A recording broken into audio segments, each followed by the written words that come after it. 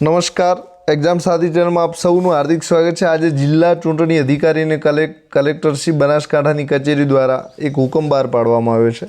તો આ હુકમ એવો છે કે જે સરપંચોની આગામી ચૂંટણીઓ આવી રહી છે, તો કયા ગામમાંથી કઈ કેટેગરી એટલે કે કઈ જાતિના ઉમેદવાર સરપંચ તરીકે ઊભા રહી શકશે એની માહિતી આપણે આ વિડીયોમાં આપવાનો પ્રયત્ન કરશું। એટલે કે કુલ SC છે, ST છે, OBC છે અને સામાન્ય કક્ષાની કેટેગરી છે। તો આ જે કેટેગરીઓ છે, આ કેટેગરીના આ 4 કેટેગરીમાંથી અને 5મી મહિલા, તો આમાંથી કોણ ચૂંટણી કયા ગામમાંથી લડી શકશે એની વાતો આપણે વિડીયોમાં કરશું। તો એ આદેશ જે છે એ જિલ્લા ચૂંટણી અધિકારી આપણા કલેક્ટર સાહેબ દ્વારા રજૂ કરવામાં આવેલ છે અને આ જે વાત છે આપણે વાવ તાલુકાની કરશું। તો વિડીયો વાવ તાલુકાના તમામ ગામોમાંથી કયા ગામમાંથી કઈ જાતિના ઉમેદવાર ચૂંટણી લડી શકશે એની તમામ વાતો વિડીયોમાં રહેશે।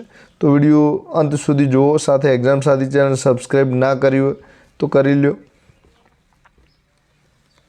તો સૌપ્રથમ જે પેજ છે અનુજાતિ માટે અનામત તરીકેની ફાળવણી, એટલે કે SC શેડ્યુલ કાસ્ટ તરીકેના જે ઉમેદવારો છે એને માટે ગામોની જાહેરાત થઈ છે। તો ભાટોર ગામ છે, તો ત્યાંથી SC જાતિની જે મહિલાઓ છે એ ચૂંટણી લડી શકશે।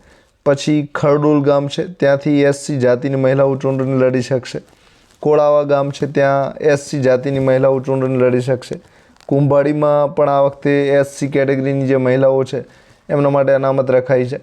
કુંડાળિયાની બેઠક છે, ત્યાં પણ SC કક્ષાની જે મહિલાઓ છે એ ચૂંટણી લડી શકશે। હવે તેના સિવાય જે ગામ બાકી રહ્યા છે તો દેથળી છે, ત્યાં SC કક્ષાના જે ભાઈઓ છે પુરુષો માટે બેઠક અનામત રાખવામાં આવેલી છે, એટલે કે પુરુષ કે સ્ત્રી ગમે તે લડી શકે છે। પછી દેથળી છે, ત્યાં પણ SC કક્ષાના ભાઈઓ અને બહેનો માટે અનામત છે, એટલે કે ગમે તે લડી શકે છે। એટા છે, ત્યાં પણ SC કક્ષાના ઉમેદવારો લડી શકે છે। જાનાવાડામાં SC કક્ષાના ઉમેદવારો લડી શકે છે।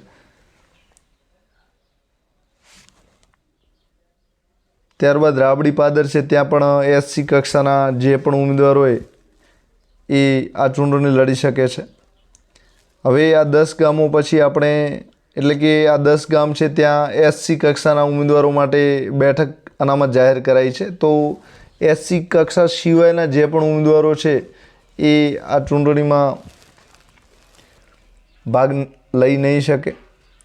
હવે આપણે અનુવાદી જાતિ એટલે કે ST કક્ષાના જે અનુસૂચિત જનજાતિ ST તરીકે શેડ્યુલ ટ્રાઇબલ તરીકે ઓળખાય છે, તો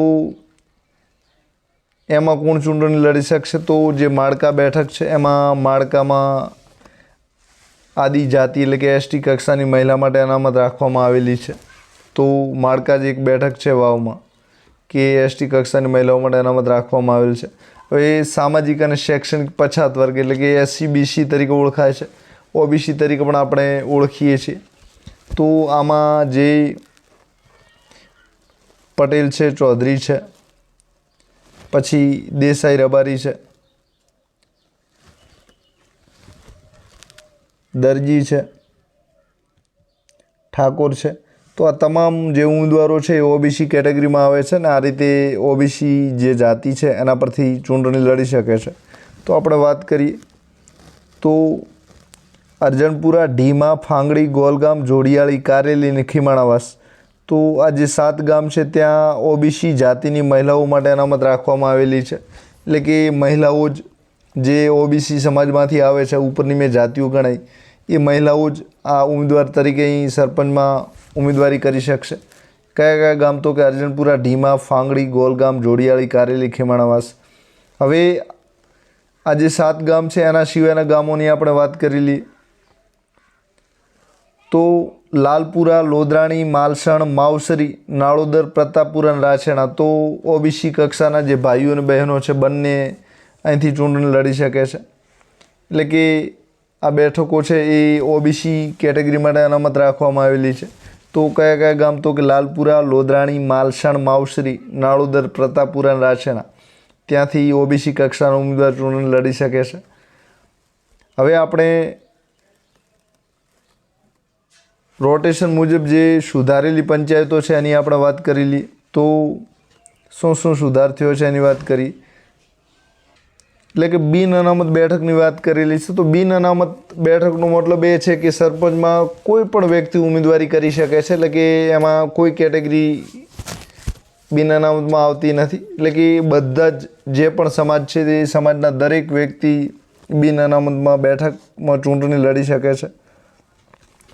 તો એમાં સરપંચના હોદ્દાની ફાળવણી માટે જે ગામ છે એમાં બિન અનામતમાં આપણે વાત કરીએ તો આછુઆ, અસારા ગામ, અસારા વાસ, બૈયક, બાલુંત્રી, ભાચલી, ભાખરી, ભાટુરવાસ, બુકણા, રામપુરા, ઉમેદપુરા, વાસરડા, વાવ અને વાવડી આ બધા જ ગામોમાં મહિલાઓ માટે બેઠક જાહેર કરાઈ છે. એટલે કે જે બિન અનામત મહિલાઓ છે જનરલ કેટેગરીના, તો જનરલ કેટેગરી બધા આવે તો એ મહિલાઓ આમાં ચૂંટણી લડી શકે તેમ છે.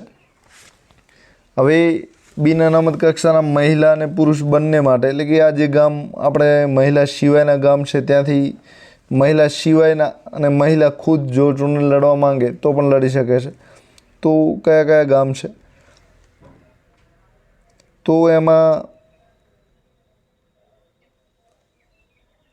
ચાંદરવા, ચોથા નેસડા, ચોટીલ, ચુઆ, દૈયબ, ધરાદરા, ખીમાણા પાદર, મોરીખા, પાનેસડા, રાધા નેસડા, રામપુરા તો મહિલા માટે છે, શણવાલ, સપરેડા, તળાવ અને તીર્થગામ. તો અહીંથી સામાન્ય ગમે તે ચૂંટણી લડી શકે છે. તો આ રીતનું સરપંચના જે બિન અનામત કક્ષાની બેઠકો છે તો બિન અનામત સામાન્ય ઉમેદવારો તો એમાં બધા જ સામેલ થઈ શકે છે. એટલે કે આ જે ગામ આપેલા છે એમાં આ બધા ચૂંટણી લડી શકે છે. તો ગામોનું લિસ્ટ આ મહિલાઓ માટે અનામત છે અને બાકીનું આ જે લિસ્ટ છે એ બધા માટે અનામત છે. એટલે કે બધા જ ફોર્મ ભરી શકે છે. તો આ જે લિસ્ટ છે અહીં તમે જોઈ શકો છો. તો આ મહિલાઓ માટે અનામત છે. એટલે કે બિન અનામત કક્ષાની જે મહિલાઓ છે એમના માટે છે. આ લિસ્ટ તમે જે જોઈ રહ્યા છો તે છેલ્લે વાવડી સુધી છે. અને આ જે લિસ્ટ તમે જુઓ છો તો આમાં બિન અનામત કક્ષાના ગમે તે ઉમેદવાર ચૂંટણી લડી શકે છે. એટલે કે આ જે મહિલાઓ સિવાયના ગામ આપેલા છે એ ગામોની વાત છે. તો અહીંથી ચાલુ તીર્થગામ, તળાવ, સપરેડા, શણવાલ, રામપુરા તો મહિલાઓ માટે છે, રાગા નેસડા, પાનેસડા, મોરીખા. તો આ બધા જ ગામો જે છે એ બિન અનામત કક્ષાના ઉમેદવાર ચૂંટણી લડી શકે છે.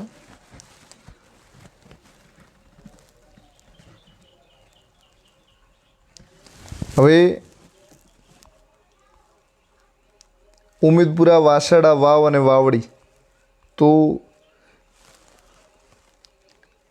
આ ચારેય બેઠકો છે એ છેલ્લી મહિલાઓ માટે છે. એટલે કે બિન અનામત કક્ષાની જે મહિલાઓ છે એમના માટે અનામત રાખવામાં આવેલી છે. અને આ વચ્ચેની બેઠકો છે ત્યાં સામાન્ય કક્ષાના, એટલે કે ગમે તે ચૂંટણી લડી શકે છે.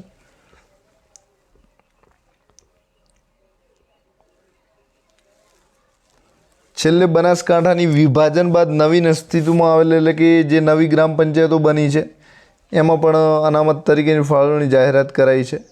તો જાણાવાડા જે મૂળ ગ્રામ પંચાયત હતી એમાં અનુજાતિ સામાન્ય માટે, એટલે કે SC કક્ષાના ઉમેદવારો માટે હતી. તો જે નવી બની છે તો એમાંથી જાનાવાડા અને ઈશ્વરીયા બે ગ્રામ પંચાયતો બની છે. તો બંને માટે અત્યારે SC કક્ષાના જે ઉમેદવારો છે ચૂંટણી લડી શકશે.